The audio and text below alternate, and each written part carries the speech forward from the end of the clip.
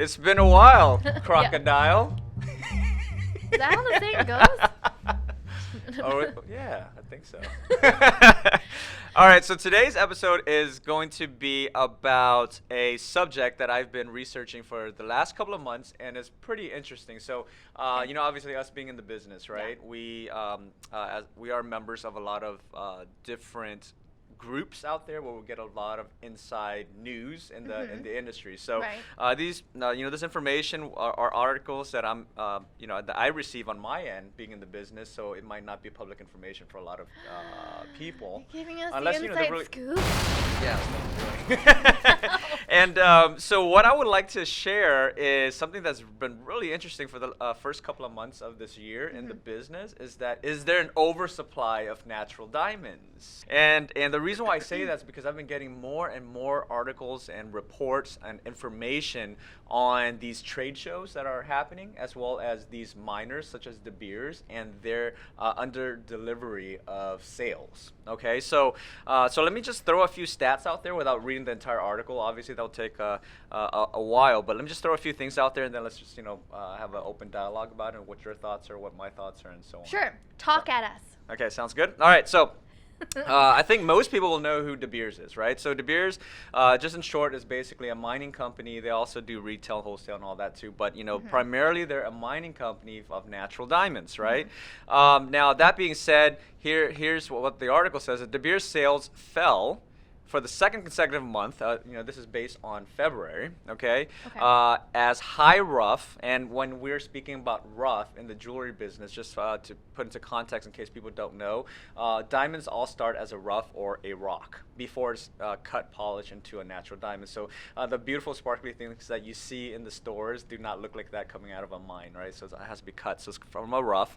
But anyway, so sales of $490 million in February were 13% below a year ago. That is huge, okay? So 13% below. And here's another thing that someone said, is that instead of reducing the prices, De Beers held back goods, aiming to deal with an oversupply problem in the polish sector. So all that basically means is that high rough starts, polish means it's been cut and polished. So polish sector means it's been already manufactured, and so they are acknowledging that there must be an oversupply in the polish sector. So so that's the reason why probably the rough demand is not there. All right. So now that's one article. Interesting.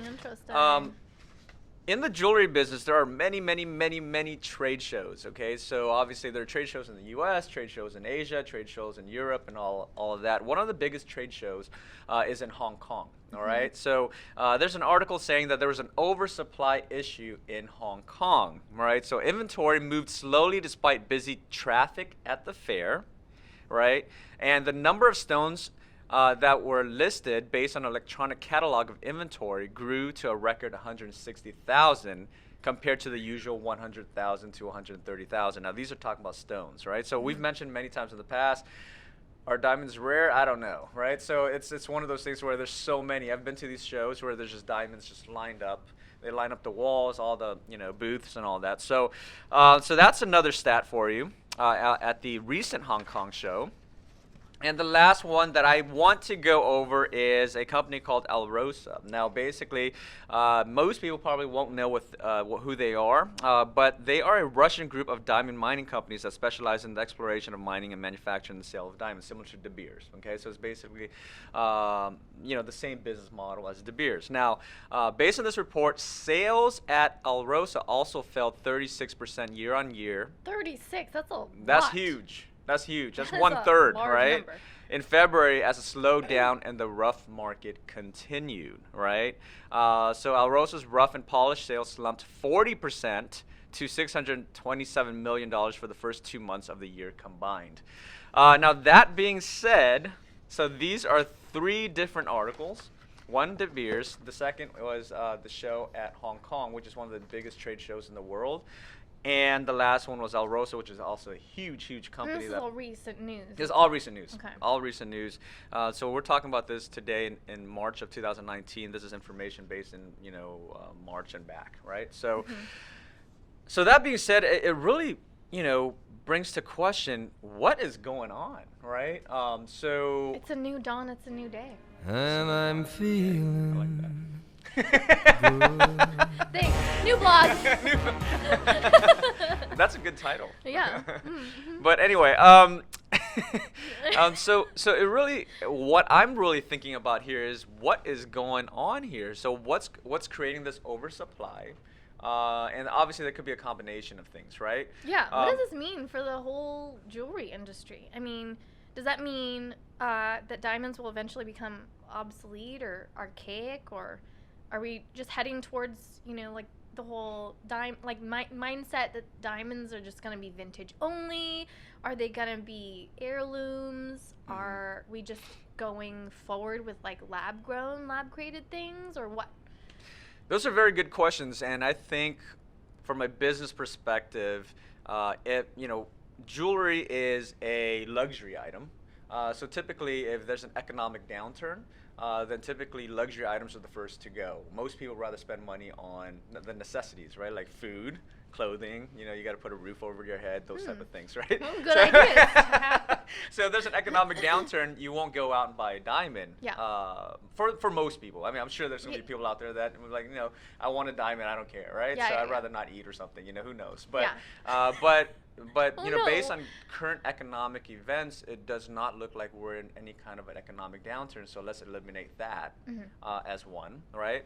So if it's not, or at least based on my logical understanding of it, so if it's not an economy thing, then why is there an oversupply? So there could be, obviously there could be a million reasons, but I would say the biggest things that are probably impacting the natural diamond space at the moment is obviously lab-created gemstones, lab diamonds, lab stones, as well as moissanite. So basically what you and I are doing, and in terms of, what Fire and Brilliance brings to the table, and other companies like Fire and Brilliance brings to the table, I would say that's probably it probably affects it a bit, right? And more people are also adopting lab diamonds as well. But the one item that I would say a lot of people are not talking about, and I would have to say it's probably one of the big reasons why there may be an oversupply of natural diamonds, is that it's been marketed for a very long time, right? So if if I was, I guess getting married in the 40s and 50s, and now I'm a grandparent, right? I might be passing it down to my grandchildren, or my children to their children to their children. So there are a lot of diamonds that are being passed down now that are not being bought brand new. So if they are still creating a big supply for brand new polished goods, when there's a huge of older supply, heirloom, what you had just mentioned, that's true. then there's just a lot of supply in the market. I see where you're going right? with this. So I would say the lab space might be a reason, but more or less maybe people have held on to a lot of these diamonds, and they're just passing it down as opposed to buying a brand new one. That's a good point. And obviously, because in life there are a lot of other reasons to spend your money, right? So for example, if you're just getting out of school and you've been in a long-term relationship and you're thinking about getting married, there may be a lot of school debts. That's a huge issue at the moment, right? There might be a lot of school debts, and then you're just trying to start off on your career. And then on top of that, you want to hopefully be able to save money to buy a home. Buying a natural diamond can cost you anywhere between a couple of $1,000s to tens of thousands of dollars to, depending on your budget, hundreds of thousands of dollars. And if you are getting one that's handed down by your grandparents or your parents, people are opting to do that. Yeah. I mean, people are even just getting eloped instead of having the huge big shebang of a wedding too. Right. So it's just like cutting it down to minimalism. Right. It's just like, what's important to you? Let's just do that instead. Right. And I've been seeing a lot more of just like people who want to show, the symbol of love, like just every single day. And generally, I don't see a lot of like diamond rings just being worn every single day. They usually just put it in the vault afterwards, or pass it down to future generations. But with moissanite, I feel like, with our clients at least, I feel like they want to wear it every single day, and they play up with stackables. so that they can still wear their wedding band, but also the engagement ring every single day. So it's more of just like, I want to show this off now, not necessarily later on. That's and right. and they want to, diamond is super pricey, and they kind of want to just retain all of that quality. But how do you do that when you're on the go all the time? Right. And you definitely brought up a good point, because even people that are re-entering, now in terms of the whole diamonds being put in the safe and so on, I personally have friends and family members that have come to me and mentioned to me that they want to buy lab diamonds from Moissanite as something to wear on a day-to-day basis, because their diamond, that is very pricey. They're afraid they might lose it when they're wearing it. Yeah. Right. So when you're wearing it out, and anything could happen, right? So anything could happen. So they're really afraid. Now with anything. Now that being said, there's another side to that story too. So most people that purchase fine jewelry, most people anyway, will purchase it maybe once, twice, or 3 times in their whole lives, right? Because it really takes a special occasion for someone to spend that kind of money. So it's either a birthday, an anniversary, a wedding, and so on, right? But people that are re-entering back into the marketplace to buy a luxury item these days, now they have way more options. Right? Yeah, So that's true. People that, for example, 20 years ago, if they were proposed to with a diamond ring, now they could actually go and opt for a moissanite ring, or a lab ruby ring, or a lab sapphire ring, or whatever it is, right? Yeah. So that being said, that might also affect the oversupply on the natural diamond trade as well. So in conclusion, I would say there are a lot of logical explanations that may truly be affecting the overall supply. I mean, I don't see. So not just one reason. No, I don't see it as the economy, or at least not the moment anyway. I don't. And then there's just so many. We've already mentioned 3 or 4, right? One of which was the psychology of the minimalists, right? And these days, people are growing up and they are adopting this idea and this notion that, hey, why, stress yourself out over things that you may not need, right? Right. Less is more. Less is way more.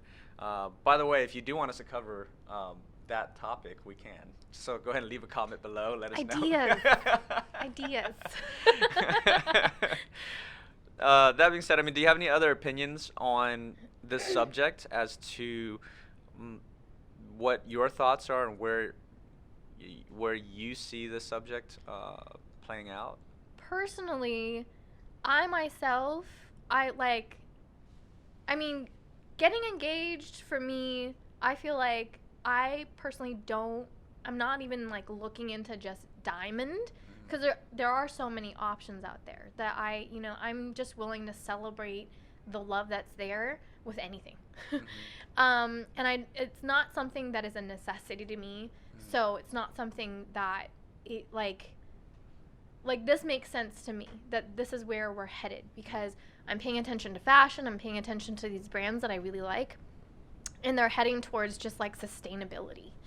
And I think that's super important, especially when we've got such environmental concerns, that I feel like just cutting back and just limiting it to the things that are important to you, and what you actually want to save up for in life, to pay off, to build a family, to just build a new life.